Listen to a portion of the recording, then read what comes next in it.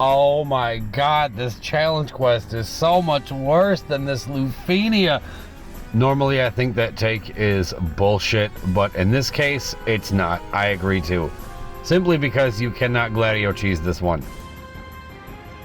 But I think once you understand what the mechanics actually are, it isn't so bad, because we're all just so used to straight up stomping challenge quests where you just don't really have to think about them. That's not the case with this. So it's kind of funny. It's like the second they put a little bit of thought into a challenge quest, all of us are like, oh my god, this is hard.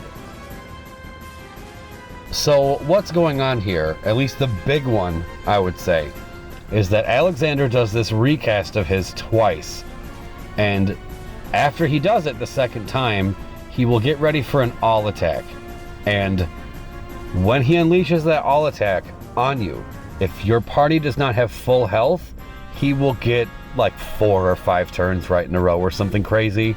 He'll inflict confuse. It's a mess. So as long as you just don't let that happen, it's not so bad, and you can just kind of stomp him after that. Because that was the big thing with Vivi, is because he's, you know, hurting everybody, that makes it a little, I don't even want to say more challenging. It just means you just got to time it better, like I said.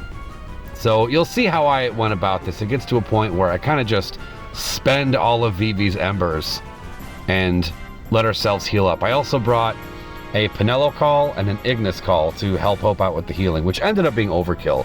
I don't think we needed all of that, but better safe than sorry, I guess. Got the Golbez LD in 30 tickets. I know I said I was going to outright skip, and then I went and farmed Alexander, and I'm like, this is taking forever. I want a little bit of help. So I got the Golbez LD, and I'll be honest, I'm not noticing much of a difference with the time. I mean, maybe a little bit, but I don't know. I'm glad I didn't have to spend a lot for it, because I'll be honest, I'm probably not going to use this guy at all outside of his synergy cycle. In fact, I probably won't even use him outside of farming Alexander, to be real.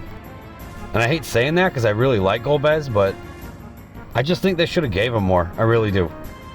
And I used to make fun of, because there's a phrase that I didn't even mean to press this Pinello call here, by the way. That was a total mistake, but it ended up being inconsequential.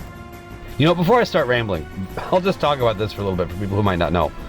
So he gets into this stance right here where he will just, he's not doing it now, but he's going to do it in a little bit. Maybe he did it already. No, I think he did it already. Where he will just regain max brave, like all 9s. You have to break it 3 times in a row. If you don't do that, the all attack he hits you with is terrible. Like the recast does a bunch more stuff, like it kills your battery, it inflicts blind, and like you can't hit him at all. It's ridiculous. So just be sure to get those breaks, which the Golbez LD helps out a lot for. So I am glad I got him just for this, honestly. So that worked out. Hope C65, I think kept us alive. Wait, no, his C65 is not up, is it? Oh no, it is. Yeah, the AA is up. Damage reduction, that helped keep us alive, which is cool. I brought Ramu to stun him too, because you cannot move this dude's turnaround whatsoever. It's also why I brought the Onion Knight call. It's not for damage, as you can see, it's not doing much damage at all. But it is giving us turn advantage that we otherwise wouldn't have, so I'll take it. What I was going to say, there was a phrase that would come up whenever certain DPS units would be described in this game, and it was meant as a detriment, like a con for the character, and that phrase was, all he does is damage. I used to think that phrase just sounded funny, like, and I would make fun of it, like, yeah, oh, all he does is damage. Of course, he's a DPS unit. Yeah, all he does is a ton of damage. Oh, that's so horrible. But I get what it means, and I'm gonna retract a lot of those jokes about that, because I completely get it now. Because Golbez, as strong as he is, yeah, all he does is damage. Literally, that's it. Because I think this is a claim that's going to sound controversial, but it's something that we all know to be true. There's more to your DPS units than just damage. I know that sounds counterintuitive, but it's 100% true. Think about the best DPS units we have. The people that we've all saved for.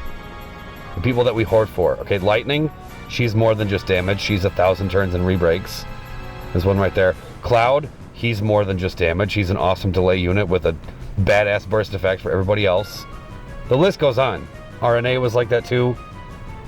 But this has always been the case. So, I don't know. And with Golbez, he really kind of just hits. I mean, now with his LD, he can, I don't even want to say tank, but he can survive more stuff, but it's just for himself. Like, it's not enough, I don't think. I don't think they gave him enough to make him really unique and desirable. This is the attack right here. If we didn't have full health, the fight would have been over. He would have just killed us. But luckily, that's not the case. That's why I spent the Embers early with Vivi, because now we can just bring this home.